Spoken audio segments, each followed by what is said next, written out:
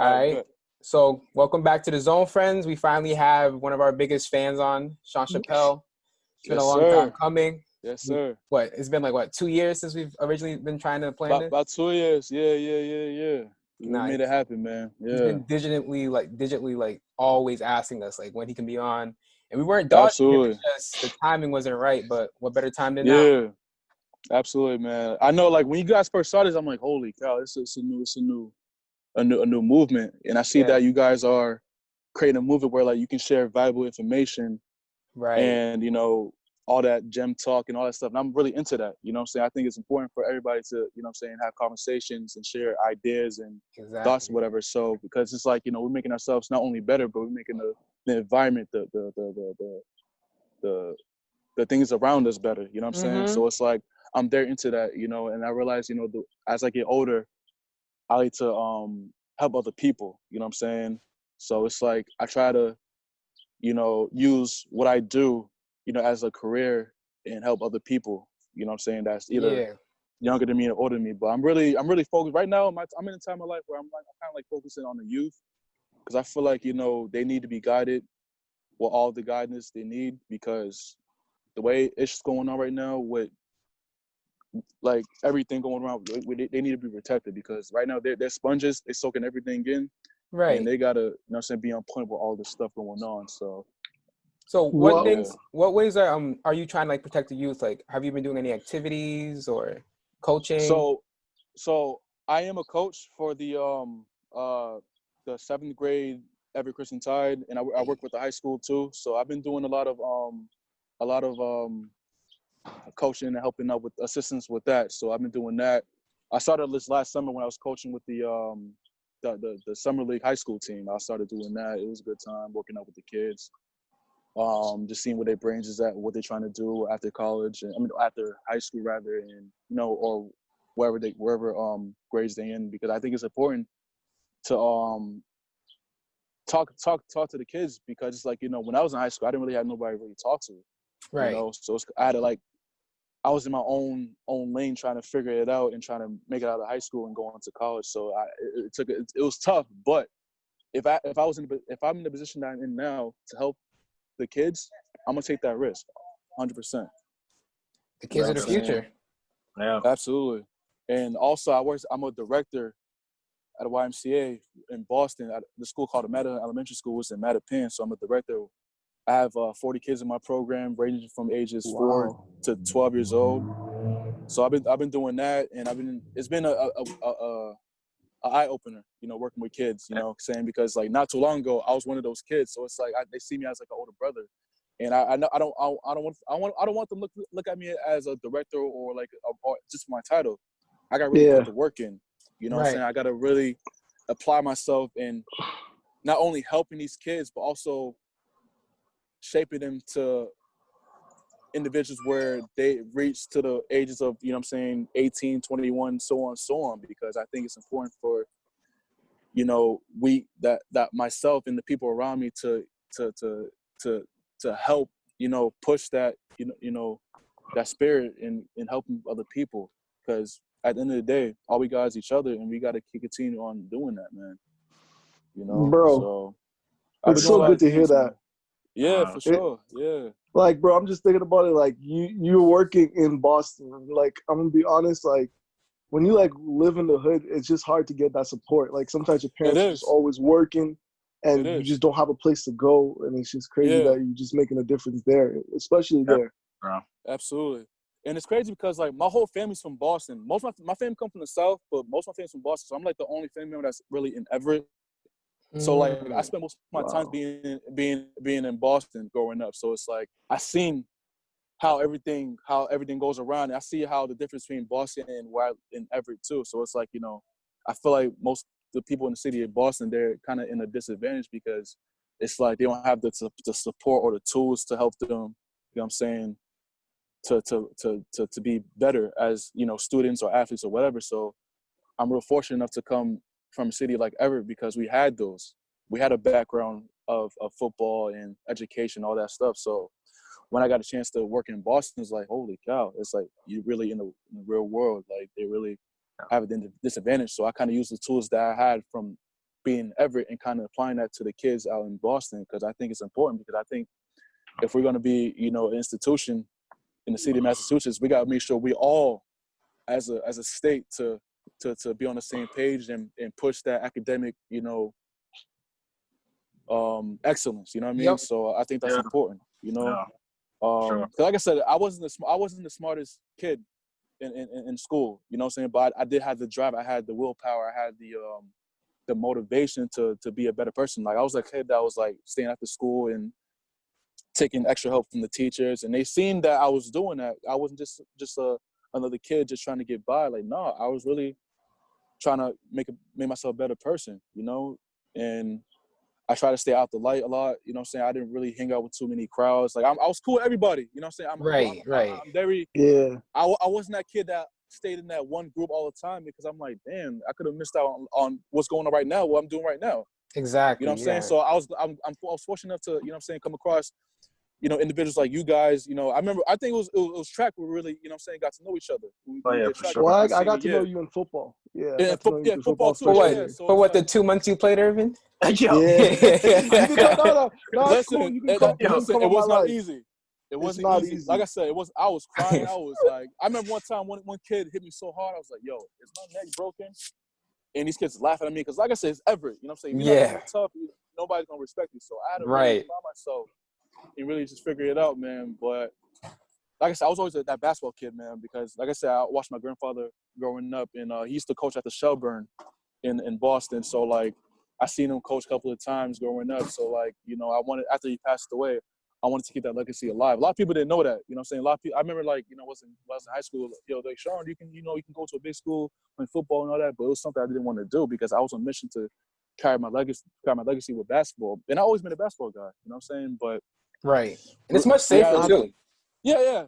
Like I love basketball, but like I said, reality hit, and I like realized, like, yo, I go to a football school. It's like, you know what I'm saying? It's like, if you're not smart enough to get to college with your education, you know, the only outlet is football. So that's why I went back to football my senior year, and, you know what I'm saying, showed out. And I was fortunate enough to, you know, get a recognition from college, like small colleges. And I just took it, you know what I'm saying? Because it's like, man, if I have the opportunity to use my athletic ability to get to college, I'm gonna do it. You know? So like I said, I was glad I made that risk to go back to football, and, you know, just listen to the coaches and just played my ass off, and just, you know what I'm saying, did my thing. And you went to Springfield, right? I went to Springfield. Yeah, I went to Springfield with Kenny Collage, who was another great player from Everett. And I took some tools from him. He kind of helped me get through college and stuff like that. So how was your time there? Oh man, it was different, you know. It was different. It was a different environment. You know, it wasn't just, you know, people like, you know, it wasn't like being in Everett, you know. I was around my people. I was around, you know, people that was predominantly, you know, not my, you know what I'm saying, not my ethnicity. So it's like, it was a new adjustment. Yeah. You know, and besides the football factor, I think I had a hard time really opening up myself to people, you know, because I turned out, I didn't know how to, you know. That was my issue. I realized that, you know, when I was in high school, it was easy for me to be who I am, because I was a football player, I was a basketball player, I did track. You know, I got my name off that, but I didn't know who I was without sports. So I had to figure I had to figure that out. You know what I mean? So that's where the tough factor played along with it, where I had to break my shell and find myself. You know what I'm saying? So it really took a lot of it took some time for me to do that, you know. And I'm glad I went through that, and I was able to, you know, graduate college. And now I'm back, you know what I'm saying, working as a director and a coach and an entrepreneur and all that other good jazz. So, man, I couldn't be thankful, you know what I'm saying? Yeah. So, yeah. Yo, so Sean, when that happened, bro? So during college, I got into cutting hair. You know what I'm saying? I went to Atlanta. I visited my dad. And that whole summer, I was just, you know, analyzing, you know, the state of Georgia, and I realized there's a lot of hustlers down there, right? Like I'm talking about, there was a lot of hustlers. There was like people, you know, selling food out of their trunk, selling CDs out of their trunk. You know what I'm saying? A lot of big artists out there, tattoo artists and barbers, and, you know what I'm saying? It was just like, damn, there's a lot of, it's a new world out here. You know what I'm saying? But I realized, they got to do that because the minimum wage out there is about $7.50. Yeah. Oh my God. It's real low. Like I got sisters down there that work in almost 10 to 12 hours a day for $8 an hour. I'm like, holy crap. You know what I mean? It's like, wow. And it sucks because it's like, dang, it's a beautiful state and city, but it's like, you can't really do much with it if you ain't got no money. Exactly. So that's why I seen a lot of people were on the entrepreneurship. Like, you know what I'm saying? I saw a lot of, individuals doing their, makeup, cosmetic care, and, selling food and things of that nature. I'm like, holy cow. And it's mostly Black businesses do. Right. So it gave me a pride to take upon, some creative as cutting hair. And it took me, staying up 5 a.m. on YouTube, learning how to cut hair and kind of coming up with that so much. buy my own products. So, and it helped out too with college because, like, I didn't really want to. It's kind of hard, finding a job in college where like everything's filled up, and it's like, damn, how the hell am I gonna make money? I'm not gonna make I ain't gonna ask my mom for money. So like, let me figure out how to use my creation to make profit. So that's why I created Cuts by Pell. Yeah. And like I said, it wasn't easy because, like I said, when you're a new guy coming into the entrepreneurship, not a lot of people are gonna F with you. You know what I'm saying? People gonna see that as, oh, look at this kid trying to do something, and say he's not that good. And I took that as motivation, man. I went and got better. And like I said, it was a couple of heads when I first started out. It was like seeing me, I was like, oh, he can't cut hair, he can't do this, he's not. Don't go to him. Damn. It was a lot awkward. I had to take that. You know what I'm saying? Because I knew that this is what you got to go through to be a good, a good anything. You know what I'm saying? I feel like every great individual was once, had at a disadvantage. You know what I'm saying? Right. They were placed in adversity. And I think it's important for people to realize that people go at a disadvantage. You know what I'm saying? Right. They were placed in adversity. And I think it's important for people to realize that people go through disadvantages and adversities to learn how to overcome it and help the next person to help them realize that it's okay to go through that disadvantage and adversity. So, yeah, like I said, I had nothing to lose what I was doing being an entrepreneur. So I kind of took that, ran with it. You know what I'm saying? I made a lot of money doing it. So I was real fortunate. But hopefully one day I can come with my own barbershop organization where I can help, young kids to become entrepreneurs and make their own money and come with their own creation of work and make themselves profitable. You know what I mean? They don't always have to work a 9 to 5 all the time. They can just do use their own creation to be somebody. You know what I'm saying? So I got one question. What made you into boxing? Oh man. So like I said, when I was younger, I used to get bullied a lot, right? So I had a lot of family members that used to beat on me to make me tough. So I had like that one uncle. I call him Larry. He used to bust in the house. Hey, Sean. Blah, blah, blah, blah, blah. I'm like, oh man. For no reason, or I'm talking. Listen, I'm 5 years old, getting hit like a grown man. Yeah. You know what I'm saying? So Yeah, like, that's how we feel. Oh man, I'm all crying. He's all toughen up, Sean. Every time I cried, he kept punching me in my stomach. Like, holy shit. So Yeah. I remember one time, right? I'm sitting in the back car, and he's talking to me. This is after he hit me. So for some reason, I had the courage to punch him right in his face. Oh, And ever since that day, he was proud of me because I decided to fight back. You know what I'm saying? So It was a life lesson. it was a life lesson. I didn't realize what you teach me at the time, but you teach me how to be tough. You know what I'm saying? And you know what I'm saying? Other than that, man, and then dealing with that I grew up in public housing, so it's like you try to meet friends in the public housing, and they try to bully you. I used to get jumped all the time and beat up on, and you know what I'm saying? There's a lot of BS going on, man. Getting hit with water guns and sticks thrown at me, and you know what I'm saying? A lot of stuff, and then coming home and then seeing my grandmother telling me I got bullied, and she whipped my ass because I got my ass whooped. So it's just like, man. Oh, it's just a cycle. Yeah, so it was a cycle, man. So I had to learn how to develop tough skin early. You know what I'm saying? So I'm glad I did. I'm glad I went through that because it kind of taught me for people to F with me.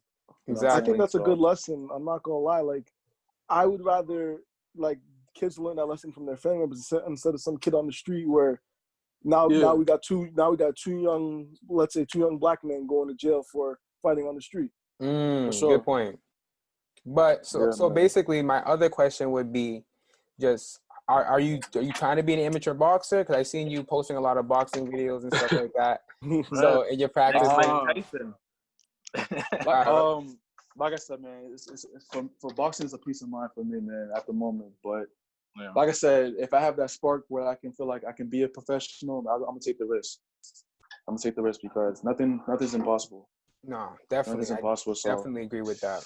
Anyway, I Yeah. think you can do it, bro. Like, yeah, it's not like the 70s and 80s anymore, where like people are trying to really kill each other and like really create blood. But It's just listen kinda like though, a strategic thing. but listen, because I studied the boxing so much, I'll be willing to bring that old era back.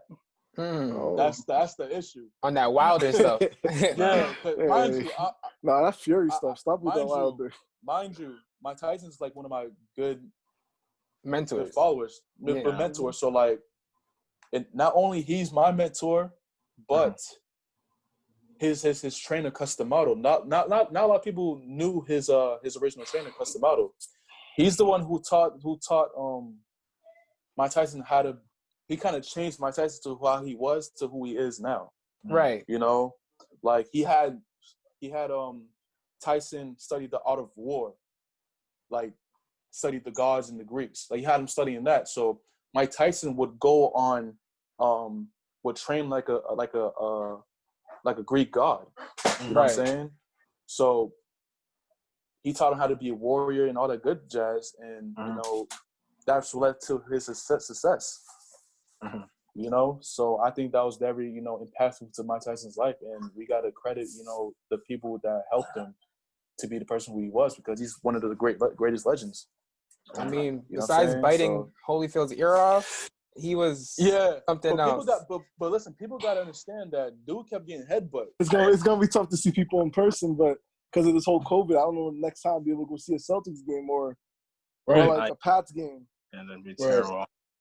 Yeah, because I was actually working at the Garden last year before this whole went on, but I seen I made a lot of friends, when I was working there, and they're kind of going through it, being unemployed and stuff like that. So I mean, it's an unfortunate situation, but we just gotta, just accept it for what it is and move forward with it and see what we can do better with it. You know what I'm saying? So how has COVID impacted you and how you were living, like your lifestyle?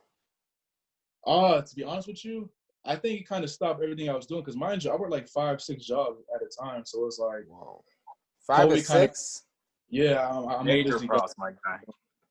Yeah, so it's more than just what I do as a director or coach, and I actually work with kids with autism too. I work in the APA, counseling, so I do that, and I have a lot of conversations with people, hang out with certain people, but it kind of gave me that pause where I just did a lot of self-reflecting and a lot of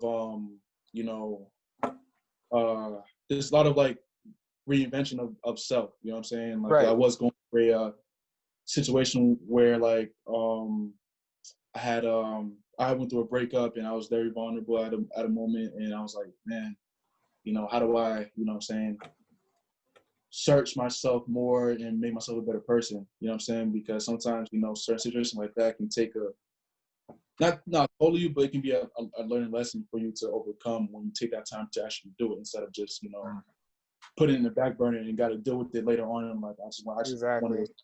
Yeah. But that was a valuable lesson, and I think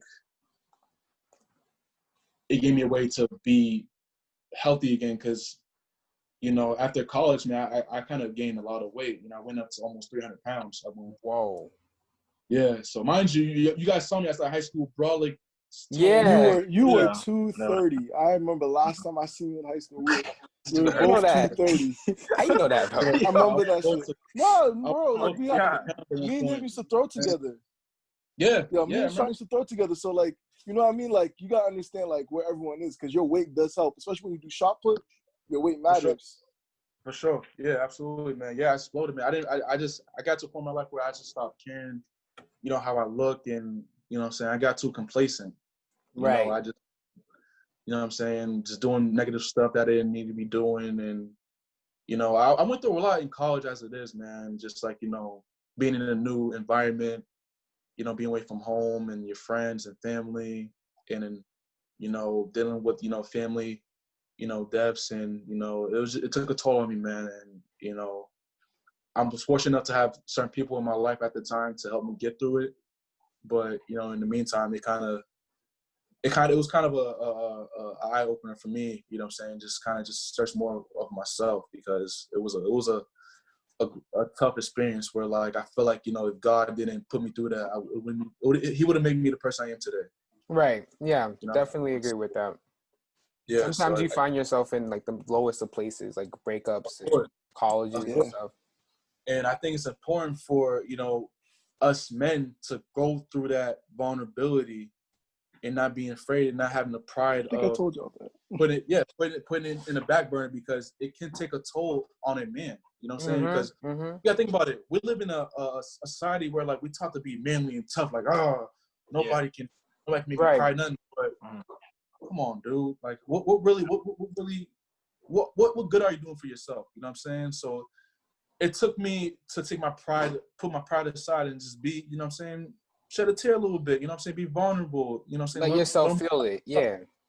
Yeah, you know what I'm saying? So, and when I did that, I was like, dang, you know what I'm saying, I'm a human, you know what I'm saying? It's just, I gotta accept it, you know what I'm saying? If people look at me different, you know what I'm saying, that's their issue, you know what I'm saying? But this is who I am and what I want for myself, and actually have people around me to accept that you can be yourself. You know what I'm saying? If you're going through something and something hurts you, acknowledge it. You know what I'm saying? Yes. Like, acknowledge it and help yourself, help your health. Because if you put on this fake mask every day, like, you got to think about it. We live in a society as it is. You know what I'm saying? We got to put a fake mask every day. Black men too, bro. Exactly. And I'm speaking on that too. We put on a fake mask about every 85 day. Hey, whether we go to work, school, you know, walking, you know, going for walks, or going to the corner store, whatever, you know, it sucks, you know. And somebody like, you know, like us, you know what I'm saying, it kind of sucks where, like, we're looked at a certain way until we speak. Exactly. You know what I'm saying? Like, it sucks. Like, people look at me as like a kid off the street, like, until I speak real, because I'm very intellect when I speak. Exactly. So, like, they'll be like, holy cow, Sean, like, you really, like, yeah, dude, like, I'm just, like, I'm saying, I'm not, you know. And we shouldn't have to prove ourselves either. We're human. And the fact that it's even more frustration that I got to prove myself to people. They can just have a positive, you know what I mean? So it's like, hey, man. But it is what it is, man. I'm like, man, it is what it is. You want to accept me who I am, or whatever. I don't care. You know what I mean? So you got to accept yourself first if you want other people to accept you. That's exactly. And no, Sean, I really do feel that, because I remember, like, it was just like a few days ago, and I was customer came, because I still have to work throughout this whole COVID thing. Customer came in, and she was just like, I feel like, basically in her own way, she basically said that I feel bad for you because you're kind of similar to, like, the way George Floyd is, because I'm kind of tall, like, bigger frame. So she felt bad for me in that situation. So I feel that. Yeah. Because I can't go out protest no more. Because, like, I feel like if they're gonna look for someone, they're gonna look for someone that looks like me. Yeah. I mean, it's a real unfortunate situation, you know, with Mr. George Floyd, and my thoughts and prayers go out to their family, you know, and I just hope that we as a whole can push this into a positive route by properly protesting and not rioting, you know what I'm saying, destroying things that we pay taxes on. You know what I'm saying? Like, it hurt my heart to see the BS out in Boston, people destroying, you know, businesses and all that other stuff, knowing that us citizens put money into that. Exactly. You know what I mean? So that's what people are not realizing. Like, people are not realizing that what's going on is supposed to be concentrated on raising awareness of, you know what I'm saying, the beat that's going on with police killing black folks, because it's been going on for a long time. And it hurts, but where I got to talk to my great-grandmothers and great-grandfathers where, like, damn, ain't shit changing. been the same over and over again. Now it's just on camera. Exactly. It's just on camera now. Damn, it's like, damn, that shit, like, it's like, damn, like it put me in a position where, like, should I go out and protest? Should I go out and riot or whatever? It's just like, at the same time, it's like, you know, we gotta find a better way to go about situations like this, man. Because like I said, I do my homework, I do my studying, I study everything. I talk to a lot of people, and there's certain people handle certain situations different. Like I watched a video. It was a Jamaican guy, and he was saying that out there in Jamaica, they face the same problem that's going on right now, but they gather all their people and block all the roads. That's how they protest. Like as simple as if they raise the gas prices, all the Jamaicans in Jamaica will gather all together and block a certain road or whatever, and they'll put the gas down. You know what I'm saying? So it's like maybe we should try that. You know what I'm saying? Just properly protest and find a way to stop the madness, and hopefully we can, you know what I'm saying, make it a better place. But rioting and all this nonsense is unnecessary, and it's like, yo, like, what are we really doing? Yeah. I think the problem is we have people protesting for the wrong reasons. Like we have people going after the cops, and then we have like they don't have any intention to make it better. They just want to get vendetta. They want to get revenge, and then they loot after the fact. Because I was there Sunday, and it was a peaceful protest. We were great. After it was done, people started throwing water balls at the police. People started looting buildings, and then they ruined the message that we already tried to instill throughout the whole day. It took 10 minutes to ruin everything. Exactly. I knew that was gonna happen because of the numbers of the Boston population. Right. Mm-hmm. I knew that, but it just sucks that when it comes to play and it actually happens, it's like, damn, man. Which is all being the same cycle over again. You know what I'm saying? So hopefully we can all come together and come up with a better solution. Yep. And proper protesting it instead of just, you know what I'm saying, just destroying things. I'm just gonna say, like, when, like, for example, when you go think about it, you think about the late great MLK. You gotta remember they did riots, and then after the 6th day, that's when the Civil Rights Act was passed. So Exactly. Yes, I agree on your point. But if this can get to that cause, like that point, I'm for it. Same here, and yeah, for sure. Sometimes violence is needed, but I'm not saying there's a certain balance, because as the Haitians use violence and they got what they wanted. But what people are doing right now is they're using the violence as excuse to go loot and do things that are not contrary to the message we're trying to send. I do believe what's going on is right, but it's just certain people are mixing up the message to the point where they're using it for their own personal greed. Pell, you know, my nickname's Pell. They call me Pell. So it's like, so I was like, Pell Speaks. So in a way, it started off as like, you know, I was just posting about sports and, you know, whatchamacallit, and, you know, news and, you know, just hip hop and all stuff. But exactly, I was like, you know what? Let me just be myself and kind of just talk my shit, you know what I'm saying? And kind of just throwing in, you know, gems and, you know, dropping, you know, knowledge and, you know, motivational quotes and, you know, things like that. So the more I started doing that, the more I started creating more, you know what I'm saying? So I started to kind of develop a way of having conversations with people and taking out valuable statements or lessons out of that conversation and putting it to that page. It's like an old movie that I watched, and I seen that person left a valuable message to somebody. I'll take that message and kind of put it into my page. But I will quote it and shout that person out. So that's the way it worked.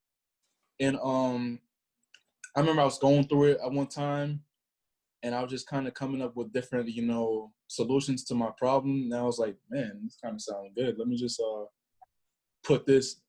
make this into a quote and put it on my page. So, and I'm like, dang, this is I think not only it's like good information, but it's also people too, where if they had a disadvantage or whatever. So I was like, man, I think it's a great opportunity for me to, you know, develop a platform where I can just, like, you know, share jewels and valuable information and conversate with people and, take out important things that I see in my daily, from interviews and movies and podcasts and things of that nature, man. So I kind of created my own unique platform with Pell Speaks with that. So I do plan on starting a podcast with it, but like I said, when the time's right, I'll do it. But in the meantime, I'm just having fun with it, man. So Right. We all waiting for that podcast, man. No, we'll be the first ones tuned in. Yeah, it'll be dope, man. Yeah. Yeah, first ones tuned in. Yeah, so I'm actually in a group called Third Entertainment, which is a versatile group mixed with actors, artists, musicians, DJs and photographers and that nature. So like me and my friends, these are friends I met in college actually, so we kind of came together and kind of created an organization, rather, a brand called Third Entertainment, where we just just create, what I mean? So I think it's kind of cool to be around people that you truly, love, support, and care for, and kind of, push towards success. You know what I mean? So, but yeah, man, I'm real grateful for it, and hopefully with the platform I have with Pell Speaks, it can actually, help people to push, whatever they want to do in life. You know what I mean? In a positive manner. Right. So I'm real. It's a real good it's a good opportunity. You know what I'm saying? So I mean, I'm thankful for it. But like I said, it's Pell Speaks. If anybody wants to find me on Instagram, yeah, we'll definitely give you a shout out and tag you when we post it. For sure. So what else do you want with Pell Speaks? So you said you want eventually a podcast, inspirational quotes, anything else? So I'm actually thinking about coming with a clothing line. You know what I'm saying? Because I created this quote when it went from, it kind of idealized how the man is. You know what I'm saying? Because like I said, and we start with a thought. That thought transforms to a word. The word transforms to an action. And the action transforms to an ideal. So it's kind of like things of that nature. So like, I think when you view my page, it's like a thing that says he speaks, he thinks, he so on. So I want to take each quote and kind of put that on a clothing brand and kind of represent, my brand. You know what I'm saying? So it'll be like he thinks, he speaks, he knows, he believes. Right. It's like more for like the men. You know what I'm saying? Okay. Women can get it too. You know what I'm saying? Because we all come from women. So yeah, but I think I have so many ideas with it, man. But I'm just want to just keep creating and having fun with it, and hopefully I can bring some more ideas where I can just expand it. So, but right now I'm just having fun with it, man. But very inspirational. I got a question for you, because personally for me, it's just one of the things I'm thinking about in the same direction here for TZF. Eventually, we will have a clothing line as well. But like, how do you manage? Like, how do you manage costs? Because like, you're already an entrepreneur. You've already done a few different things. How do you manage the costs as an entrepreneur? So boom. So like, and nowadays it's all about who you know, right? So if you know somebody that has a clothing line or whatever, or like they make clothes or whatever, fall in contact with them. You know what I'm saying? Rather social media, LinkedIn, email, whatever, right? You will have to take that risk and make that happen. So I'm fortunate enough to know somebody that does make like shirts and stuff like that, so I can get in contact with them. But say if I didn't know anybody, right? So computers, man. I'll try to do my research. I'll search, do it yourself. Yeah. Like everything is out there. You just gotta go. You just gotta take the risk and find it. Yeah. You know what I'm saying? So, but yeah, man, and it's all about who you know, man. It's all about how you talk to people, and like I said, it can be. I can know somebody, but not know how to talk to them and not know how to approach them, and I lose the opportunity to do things with them. You know what I'm saying? So it's important to, approach a situation properly. You know what I mean? So, but yeah, I'm learning how to do that. So hopefully, I can make that happen one day. And, but in the meantime, I'm just having fun, man. I'm just creating, trying to inspire. And I'm getting inspired by, what I'm saying, what you guys are doing. So I think it's really a good push. What's up? What are you eating on? Snacking on some cereal right now. Yeah, man. You know how that go. Yeah. Yo, Sean, before you go, Are you an orange juice person or apple juice person? Oh, the OJ. Yo, I can't. OJ, let's go. Tell y'all. I'm telling y'all. Oh man, apple juice is piss. That's passion care, man. That's the road, man. Come on, bro. Y'all be drinking some cat piss. I can drink apple juice all day. Everybody else too. Talking about, oh, you like orange juice, apple. Who likes apple juice? Thank you, bro. It's like it tastes so different depending on the brand. It's either too sweet, too sour. I'm like, what's good with y'all? I mean, apple cider go crazy though. I'm not gonna lie, apple cider go crazy, but apple juice, hell no. Oh my god. And I don't know what y'all be drinking, but yo, some cold apple juice hits the spot every time. Thank you. Yo, it really does, man. I'm not gonna hold you. That's nasty stuff. Wow. No, but thank you for. It was an honor to have you on our podcast. Complete. Likewise, really was. Absolutely, man. Hopefully, this is not the only time we get to speak with each other, man. So no, hopefully definitely we can not. make contact. So